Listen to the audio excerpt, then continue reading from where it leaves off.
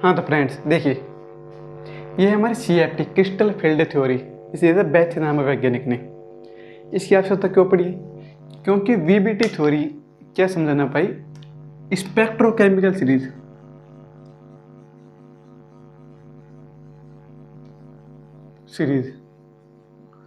की व्याख्या नहीं कर सकी।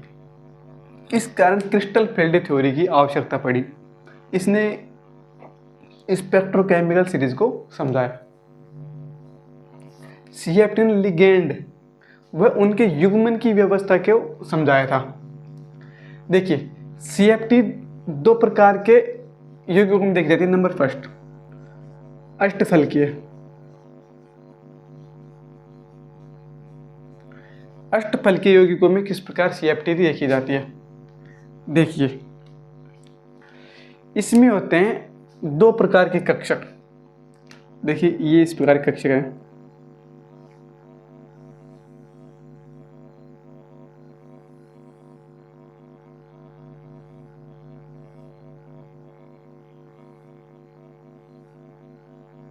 ये देखिए, ये है हमारा DX, DXY, DYZ, DXZ। ये हमारा DX स्क्वायर Y स्क्वायर, ये हो गया DZ स्क्वायर। अष्टफलकीय यौगिकों में इस प्रकार की व्यवस्था पाई जाती है। ये है हमारी VBT। CFT ने क्या बताया? CFT ने बताया कि इसमें लिगेंड क्या होते हैं? लिगेंड अक्षीय, अक्षों से आते हैं। लिगेंड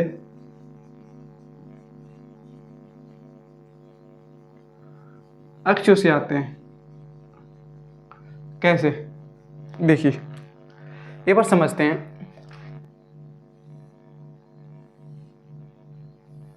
ये होगा हमारी अक्षीय व्यवस्था, ये होगा हमारा X अक्ष, ये Y अक्ष, ये Z अक्ष।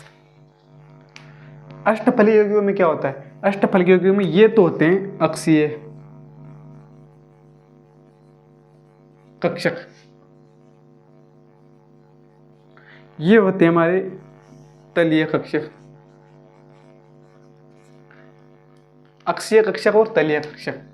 तो ये तो हो गए, मान लीजिए DZ स्क्वायर और DX स्क्वायर Y स्क्वायर। अक्षीय कक्षक ये हो गए। और ये होगा हमारे DXY, DYZ, DXZ।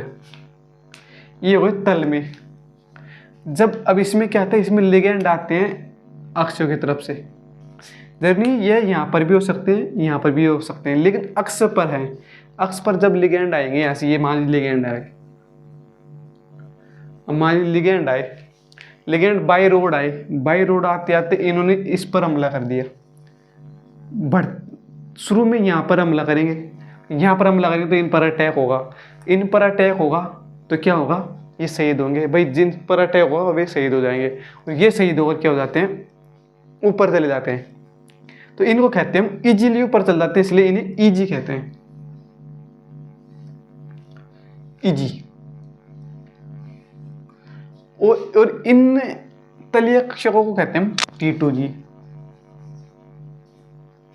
इस प्रकार EG और T2G कक्षकों का निर्माण होता है। ये तो हमारी एक प्रकार से स्टोरी है कि जब लिगेंड अक्षों से आते हैं, अक्षों से हमला करते हैं, तो जो भाई शुरू में मिलेगी उन पर ही हमला होगा, और उन पर हमला होगा तो वे क्या करेंगे? वे शहीद हो जाएंगे, और वे शहीद हो जाएंगे तो वे ऊपर पहुंच जाएंगे। ऊपर पहुंच जाएंगे तो वे इजीली EG में परिवर्तित हो जाएंगे, और जो तल में थे वे T2G रह जाएंगे। तैसे तल तैसे T2G, ये इजीली गए ऊपर पहुंच गए, इसलिए EG में कन्वर्ट हो गए। अब देखिए, इनकी व्यवस्था किस प्रकार है?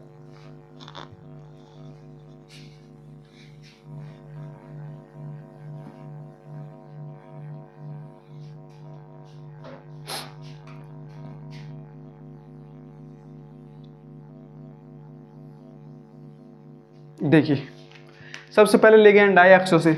लिगेंड अक्षों से आते हैं। DX square Y square Z, ये क्या होते हैं? तल में होते हैं, इसलिए तल में इजीली क्या हो जाते हैं? ऊपर पहुंच जाते हैं। इजीली ऊपर पहुंच गए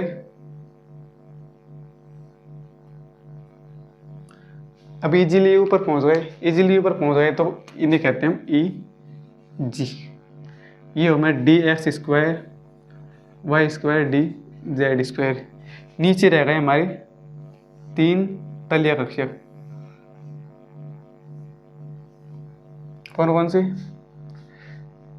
T2G, इसमें D X Y D Y Z और डी जेड एक्स। इनके मध्य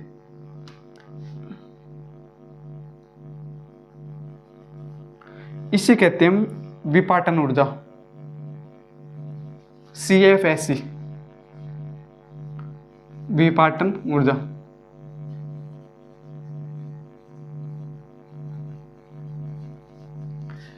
इसकी होती है 0.6, इसकी थे -0.4